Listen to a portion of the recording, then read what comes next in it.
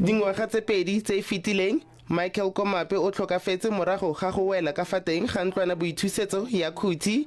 Beke e fitileng ka Labotlhano, moatlhodi Gerrit Muller o atlhotse kgatlhanong le Lefapha la Thuto, Selegae la Thuto le Lefapha la Thuto ya Motheo.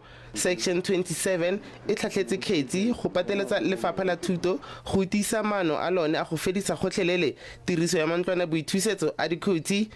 Ge nkabe moshimanyana wa ga Komape a sa tlhokofale, nke government e sena lesedi la gore le swantse le direle bana eng, le direle bana di-toilet.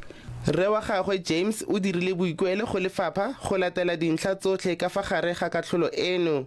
Re le batswadi ba Michael le section 27 re lebeletse gore pleke ka moka dikolo ka moka di ska ja ba le di-toilet tsa mekoti. E fela bangwe mo makaleng a thuto profenseng ba re ga bana tsholofelo gore Lefapha la Thuto le tlile go obamela katlholo eno.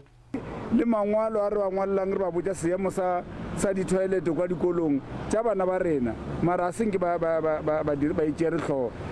Ba lelapa lwa ga Komape motsenselegae wa Chebeng ba re loso lwa morwa bone Michael le fa le tlisitse kutlo botlhoko le pateleditse puso selegae le Lefapha la Thuto go lemoga tshalelo morago kwa dikolong.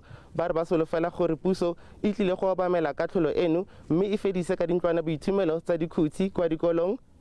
Katlego Nyoni, SABC News, Chebeng Village.